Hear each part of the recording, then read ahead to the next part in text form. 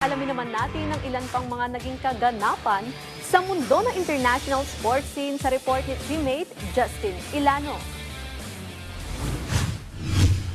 Sa tennis, nasungkit ng 19-year-old Spanish player na si Rafael Hodar ang kanyang kauna-unahang ATP title matapos talunin ang Argentinian finalist na si Marco Trungelliti sa score na 6-3, 6-2. 4 na beses na na-break ni Hodar ang serve ng kanyang kalaban, 2 beses sa bawat set habang napanatili naman niya ang kanyang sariling serve matapos maipagtanggol ang nag-iisa niyang breakpoint na hinarap sa buong laban na tumagal lamang ng 68 minutes. 1 taon lamang ang nakalipas nang si Hodar ay nasa labas pa ng top 900 sa world rankings. Ngunit inaasahang aangat siya sa ika-57th place matapos lamang maging profesional noong Desyembre pagkatapos ng 2 season sa US college tennis. Dahil sa tagumpay na ito, naidagdag ni Hodar ang kanyang pangalan sa listahan ng mga batang Spaniard na nakapagwagi ng tour-level title bago mag-20-year-old. Kabilang sina Rafael Nadal, Carlos Alcaraz, Carlos Moya, Juan Carlos Ferrero at Tommy Robredo.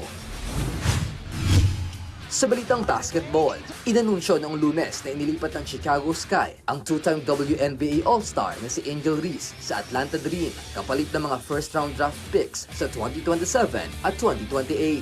Kasama rin sa kasunduan ang karapatan ng Atlanta na magkaroon ng second-round pick swap sa taong 2028. Ang 23-year-old na si Reese ay nagdepensa ng kanyang rebounding title noong nakaraang season matapos magtala ng average na 12.6 rebounds kada laro. Siya rin ang kauna-unahang manlalaro sa kasaysayan ng WNBA na nakapagtala ng hindi bababa sa 12.0 rebounds per game sa isang season na kanyang nagawa noong 2024 at 2025. Pinangunahan din ni Reese ang liga sa pinakamaraming double-doubles na umabot sa 23 habang nanguna rin siya sa Chicago Sky sa scoring na may 14.7 points at 3.7 assists bawat laro. Dahil sa trade na ito, mayroon ng 5 first-round picks ang Chicago Sky sa loob ng susunod na 3 season. Sa golf, nasungkit ni Lauren Coughlin ang kanyang ikatlong sunod na titulo sa LPGA matapos magpakita ng isang dominanting performance at manalo sa pamamagitan ng wire-to-wire victory na may 5 stroke na kalamangan sa Las Vegas. Maaga pa lamang sa torneo ay nagtakda na ng matinding laban si Coughlin matapos magbukas ng 5 under par 67.